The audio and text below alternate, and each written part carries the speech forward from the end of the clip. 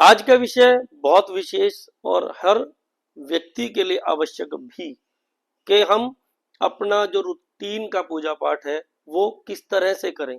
हमारी नित्य क्रिया पूजा का क्या तरीका होना चाहिए जो शास्त्रोक्त विधि अनुसार हो और शास्त्र अनुसार जो ठीक भी हो। मैं आचार्य अमन गौतम और आपका स्वागत करता हूं अनंतोरा में। इस चैनल को आप अभी सब्सक्राइब कर लें क्योंकि हम कोशिश करते हैं कि आपको शास्त्र मत अनुसार व्रत, पूजा, पाठ, मंत्र, जाप इन सब चीजों का सहजता से ज्ञान अवगत करा पाए। तो आज बात करेंगे नित्य पूजा की। नित्य पूजा में कोशिश करें कि एक देवता के प्रति ही भक्ति करें, क्योंकि ये एक लेख भी है शास्त्र का, एक साधे सब सधे, सब साधे सधे ना एक। अगर आप किसी एक देवता को इष्ट मान करके भक्ति करेंगे तो निश्चित रूप से आपकी सभी कामनाएं पूर्ण हो सकती हैं, क्योंकि देवता सभी भौतिक सुखों को और सांसारिक सभी जितने भी सुख हैं उनको देने में सक्षम है। तो बार बार देवता बदलने की आवश्यकता नहीं है, इच्छा के अनुसार। ठीक है। उसके बाद जब भी हम पूजा करें तो जिन देवता को हम अपना इष्ट मानते हैं उनका विग्रह, उनका स्वरूप जरूर सामने रखें, क्योंकि स्वरूप रखने से हमारी आस्था बड़ी जल्दी कनेक्ट हो जाती है। स्वरूप रखने के बाद एक ज्योत प्रज्वलित अवश्य करें जब भी पूजा करें, और उसके बाद जल का पात्र जरूर रखें, सीधे हाथ की तरफ जल का पात्र रखें। तीसरी बात कि जब भी आप पूजा करने बैठें तो आपके नीचे आसन जरूर हो, क्योंकि आसन इसलिए जरूरी नहीं है कि धरती गंदी हो सकती है या फर्श फर्श तो आजकल बहुत अच्छे हैं, बहुत अच्छी टाइल्स घरों में लगी हुई है। तो आसन किस लिए रखना है? क्योंकि इस धरती में ग्रेविटी है, आकर्षण है। जब भी हम मंत्र जाप पाठ करते हैं तो हम यूनिवर्स से अच्छी शक्तियों को अपनी तरफ आकर्षित करते हैं, सकारात्मक शक्तियों को हम अपनी तरफ आकर्षित करते हैं।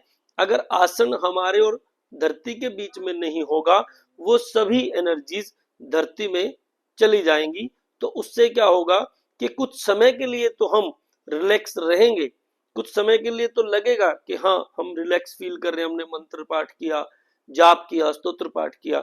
बाद में फिर वही सारी समस्याएं, वही सारे भ्रम दोबारा हम महसूस करना शुरू कर देंगे, क्योंकि वो एनर्जीज हमारे अंदर स्टे नहीं की, वो सिर्फ हमसे गुजर के गई और उनको पृथ्वी ने, धरती ने आकर्षित कर लिया।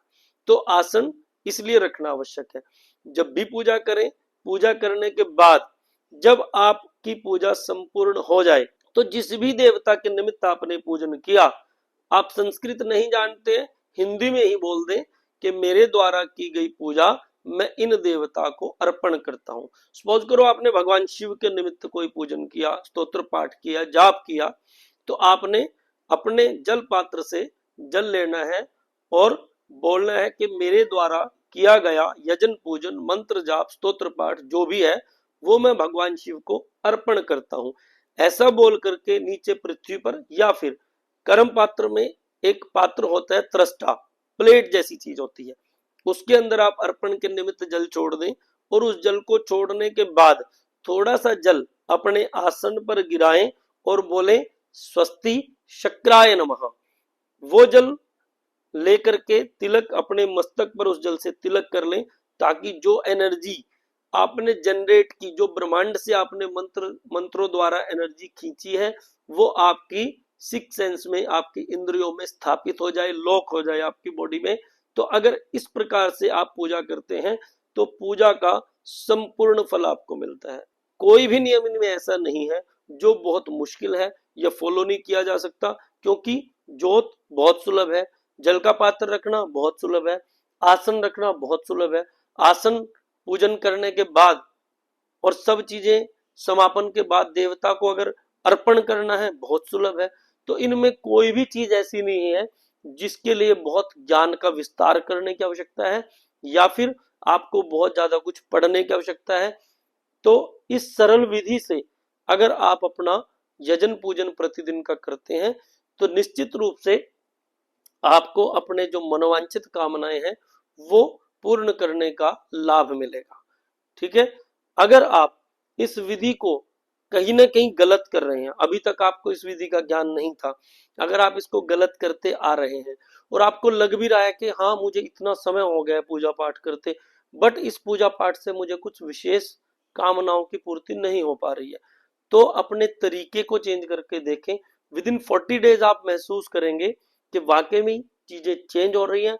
मैं अपने आप को एनर्जेटिक फील कर रहा हूँ, मेरा ऑरा जो है वो पहले से ज्यादा बेटर हो रहा है, मैं ज्यादा स्थिर मानसिकता हो पा रहा हूँ, और भजन पूजन में मेरी जो मानसिकता है वो ज्यादा जल्दी जुड़ पा रही है, मेरी कनेक्टिविटी ज्यादा हो पा रही है। तो इस विधि से आप भगवान का स्मरण करें, पूजन करें, अपनी नित्य पूजा को करेक्ट करें, और इस चैनल को इस तरह की जानकारियां प्राप्त करने के लिए सब्सक्राइब करें। इस वीडियो को सेव करें, लोगों के साथ शेयर करें, ताकि आपका छोटा सा प्रयास किसी के पूजा पाठ के तरीके को करेक्ट कर सके। हर हर महादेव, जय श्री राम।